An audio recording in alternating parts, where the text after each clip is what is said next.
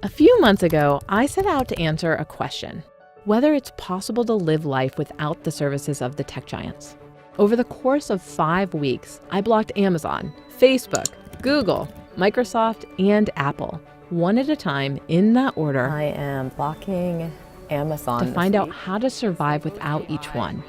Not only did I boycott their products, a technologist named Dhruv Mehrotra designed a special network tool for me that prevented my devices from communicating with the tech giant servers. That meant that ads and analytics from Google wouldn't work. It meant that Facebook couldn't track me across the internet. And it meant that websites hosted by Amazon Web Services hypothetically wouldn't load. To end my experiment, I spent a week blocking all 5 of the tech giants. Good to see you. Me too. It's so nice to see you not on a screen. I'm glad to say I survived to tell this tale, and I learned a lot along the way. Let's talk tech giants. Yeah.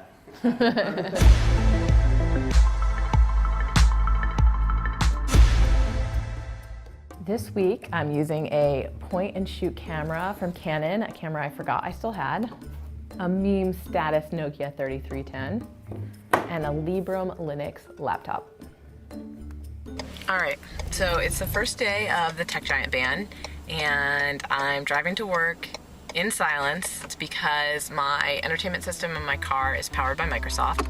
And actually, all background noise has just disappeared from our lives this week because there's nothing we can play at home. Spotify's gone, Netflix and Amazon Video are gone, so it just leaves a lot more time for just thinking or being in my head, which is great, except this week, all I find myself thinking about is the experiment itself and how I'm gonna get, various things done without the tech giants in my life.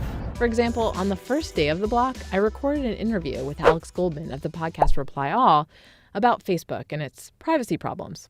Instead of using Skype, which was blocked because it's owned by Microsoft, I recorded our phone conversation with a handheld Zoom recorder. That worked fine, but when it came time to send the audio file to Alex, I had no idea how to send a huge file over the internet without the help of a tech giant. I couldn't use Google Drive. Both Dropbox and WeTransfer are hosted on AWS, so they were blocked. Mozilla's file sharing service is hosted by Google, so I ended up panic calling my tech guru, Sean O'Brien.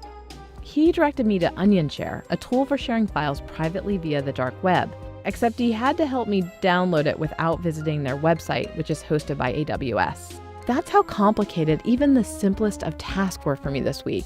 There were workarounds for services offered by the tech giants, but they took extra research to find and were often slightly more laborious than the streamlined tech giant versions. Using Ask.com as my search engine, for example, after I realized DuckDuckGo was hosted by AWS. But Ask.com is not necessarily a great replacement.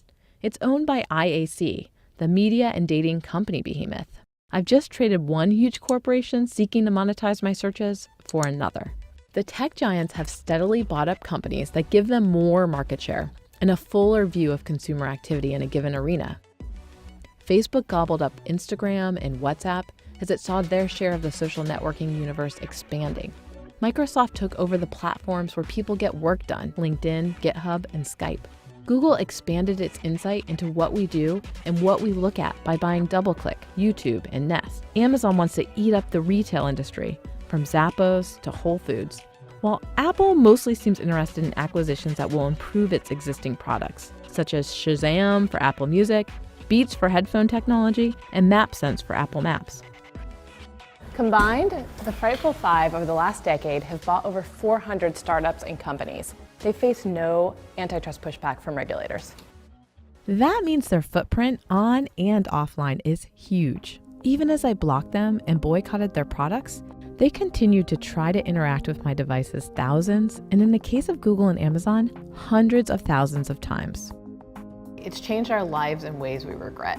And I think a lot of people feel this anxiety. I kept seeing random stories about I quit Facebook, I quit Instagram, I quit Google. It's like we want to get away from this. We don't feel that it's healthy, but we don't know how to step back. Critics of these big companies are often told, if you don't like the company, don't use its products. I did this experiment to find out if that was possible, and I found out that it's not. So if we can't stop using these companies, what can we do to keep them in check? That's a hard question, so I sought out other people who might be able to answer it. Hello. Hey. I talked to Daniel Kahn-Gilmore. He's a technologist at the ACLU. He's also a digital vegan, as well as a real-life one. I haven't been an active consumer of a lot of the big tech titans, but I'm someone who people can pass data to that is not going to turn around and leak it back to a cloud if I can at all help it. It's important for me to feel like I'm not bait, that I'm not luring other people into these surveillance traps. I don't think that this is a thing where user action alone is going to solve the problem. I love the stunt that you have pulled, the series of stunts that you've pulled in these articles, right? One risk of those stunts is that it looks like you're saying, all everybody has to do is just these things that I've just documented are really hard to fix. But we do need to think about this as a collective problem, in the same way that we think of environmental problems as a collective problem. It's not enough for me to say, I'm gonna reduce, reuse, and recycle. There needs to be a social framework that supports people in doing those things. An uncomfortable idea I keep coming up against this week is that if we want to get away from monopolies and surveillance economies, we might need to rethink the assumption that everything on the internet should be free. I talked to Lena Khan. She's a fellow with the Open Markets Institute who wrote a blockbuster academic paper about how Amazon is already a monopoly. She has ideas about how the government can fix this. So I think one basic thing the government could do would be to ensure that these firms are not abusing their dominance in anti-competitive ways. So one example is people have been deleting their Facebook, but then they say, but I'm going to keep my Instagram, I'm going to keep my WhatsApp. And that's a problem because the lack of competition in the social media market means that there's no competition for privacy, right? A service is not really able to say, hey, you can quit your Facebook account and come to me because I'm going to provide better privacy.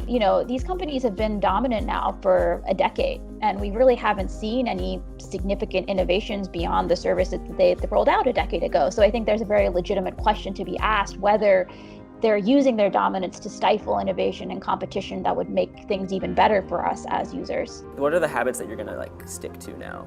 I was sleeping with my smartphone next to my bed, and the first thing I would do in the morning would be just look at it and start scrolling. And for the first couple days of using the Nokia, I would have that urge in the morning, the thumb scrolling urge, and it went away. And I finally got my iPhone back, and I don't want it next to my bed. I like waking up and spending time with my daughter before plugging in. Should we put this blanket on, Daisy? Yeah. I'm a kid. I'm done with my experiment, and to be honest, I'm already using the tech giants again. Hello. But I'm using them less than I used to, and in general, I'm just trying to use technology less.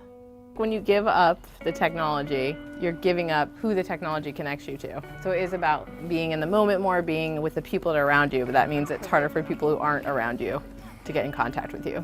I feel less frantic, everything's less urgent. The privilege in some ways is being able to step away from it. Right. The other day, my husband jokingly noted that I never know what time it is anymore. And it's true. I'm more in the moment, but less aware of the actual minute and hour. And I love it.